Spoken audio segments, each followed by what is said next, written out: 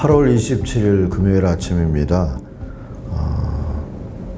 오늘은 이 자리가 우리 평화나루 도서관에 있는 작은 스터디룸인데, 이 뒤로 작은 유리로 그 건물이 보이시는지 모르겠어요. 아직 완공 안 됐지만 복지관입니다.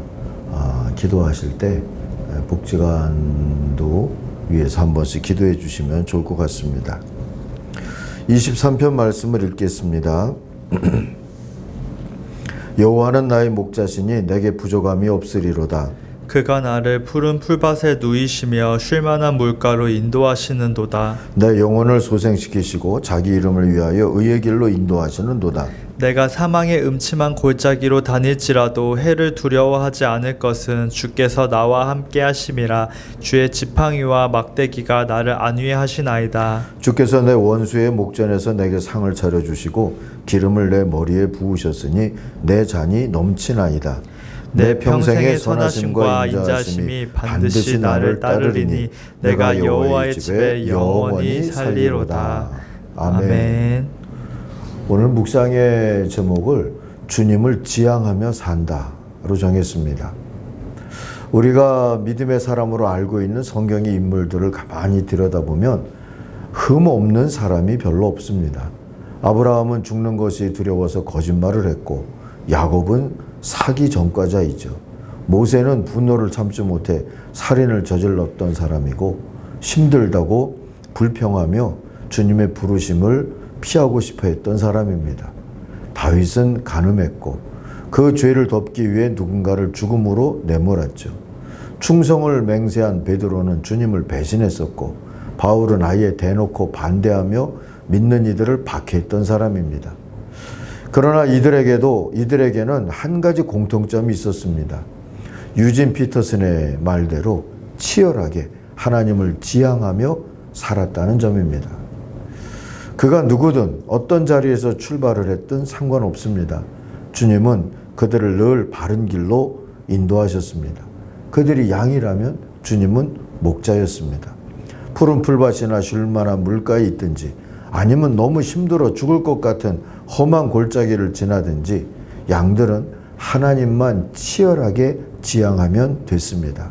그러면 목자 하나님은 선하고 복된 길로 그들을 인도하셨죠. 어떻게 인도하셨다고 다윗은 찬송하고 있습니까? 1절을 보시면 아쉬울 게 없고 내 잔이 넘칩니다 하는 등등의 말로 찬양하면서 따르도록 환대하셨다. 그걸 1절에서 이렇게 고백을 하죠. 여호와는 나의 목자시니 내가 부족함이 없으리로다 하고요. 부족함이 없다는 건 모든 게 채워졌다는 뜻이 아니라, 여호와만 내 목자시라면 그걸로 오케이라는 믿음입니다. 기억해 보세요. 다윗이 부족한 게 없었을까요? 8번째 아들이에요. 어려서 양치기로 살았어요. 왕이 되어서도 나라가 다 견고하게 된 다음에 왕위를 받은 게 아니죠. 나라를 건설해 나가는 과정이에요. 부족할 게 얼마나 많았겠습니까? 그러나 여호와만 나의 목자라면 나는 부족함이 없습니다. 이 믿음이 평안을 주었던 겁니다. 2절 3절 볼까요? 그가 나를 푸른 초장에 누이시며 쉴만한 물가로 인도하시는도다. 내 영혼을 소생시키시고 자기 이름을 위하여 의의 길로 인도하시는도다 했어요. 양들은요, 식탐이 있답니다. 자기가 배부른 정도를 가늠하지 못해서 배가 땅에 닿을 때까지 먹죠. 그러다가 둔한 상태로 야수들의 그 공격을 받으면 쉽사리 밥이 됩니다. 빨리 달리기나 합니까? 뿔이 제대로 있습니까? 양들의 이빨이 날카롭습니까? 자기를 지킬 만한 무기는 양들에게 없어요. 그래서 목자가 있어야 되죠. 목자는 초장과 물가로만 양들을 이끌지 않습니다. 적당히 먹도록 이동하게 돌봐야 하는 거예요. 그래서 골짜기도 또 지나고 다른 언덕으로도 가고 이래야 되죠. 그래서 다윗은 초장과 물가로 인도하심보다 의의 길로 인도하셨다고 찬송하게 되는 겁니다. 우리 인간이라고 양들보다 나을 것이 별로 없죠. 멈출 줄 모르는 욕망으로 살 때가 많잖아요. 돈이든 성이든 명예든 일이든 때로는 놀기와 잡기든 뭔가에 중독된 채 사는 사람들이 많죠. 특히 푸른 초장, 쉴만한 물가와 같은 상황에 처하면 그런 유혹은 더욱 강해지죠. 그러니 거기 죽치지 말아야 합니다.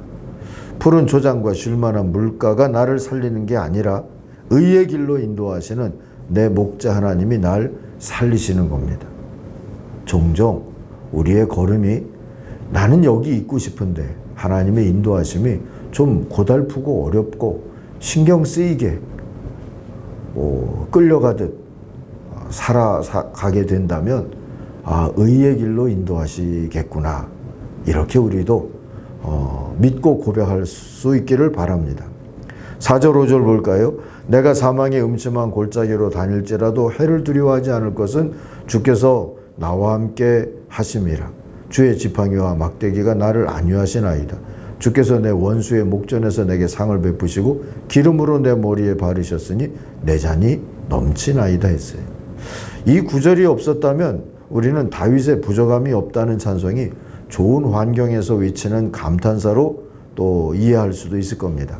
그런데 다윗은 사망의 음침한 골짜기를 말하고 있죠. 그럴만하지 않습니까? 아버지 이새도 기대하지 않았던 사무엘이 무언가 달란트 있는 제목을 뽑기 위해서 그의 집에 왔을 때 이 막내 다윗은 여전히 들에서 양을 지키고 있었던 것을 기억하시죠? 그저 8번째 막내 아들이었어요. 살다가 보니 도망자도 됐고요. 미친 불황자 소리도 들었고 광야의 건달 두목처럼 살기도 했던 시절이 있었어요. 사망의 음침한 골짜기. 그에게는 익숙한 그런 표현이지 않을까 싶습니다. 왕이 되었다고 고생 끝 행복 시작이었을까요? 아시잖아요. 천만의 말씀입니다. 수없는 전쟁이 있었죠. 자식들끼리 서로 배반하고 겁탈하고 죽이고 결국 아버지 다윗은 아들의 반란에 쫓겨서 왕궁을 버린 일도 있지 않습니까? 그 아들이 다윗의 신복 요압의 칼에 죽임을 당했을 때 압살롬아 내 아들 압살롬아 내가 죽고 내가 살아야 했거늘 하면서 통곡했던 왕이 다윗이에요.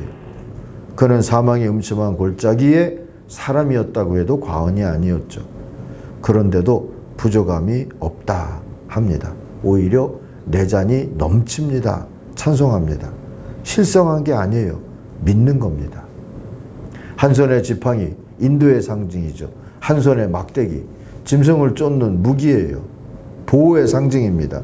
지팡이와 막대기를 잡으신 목자의 인도라면 골짜기도 갈만했다 하는 고백인 겁니다.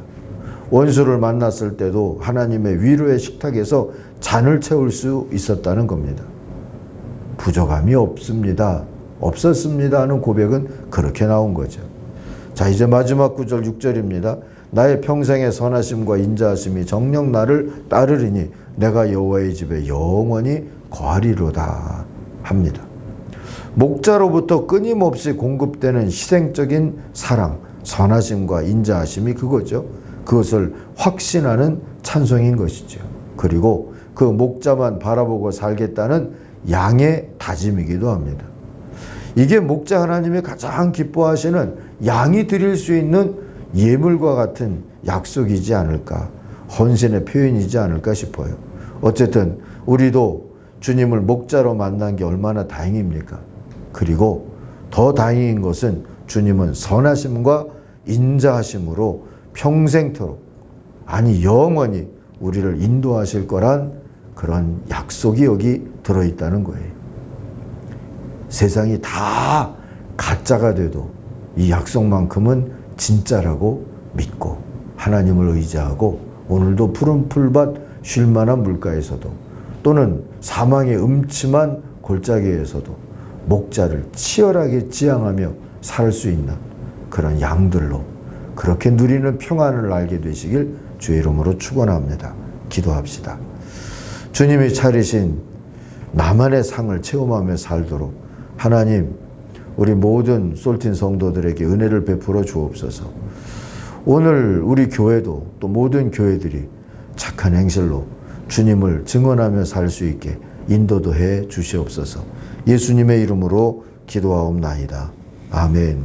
하늘에 계신 우리 아버지, 아버지의 이름을 거룩하게 하시며 아버지의 나라가 오게 하시며 아버지의 뜻이 하늘에서와 같이 땅에서도 이루어지게 하소서.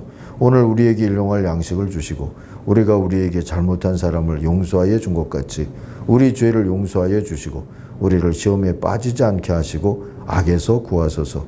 나라와 권능과 영광이 영원히 아버지의 것입니다. 아멘. 같이 기도하겠습니다.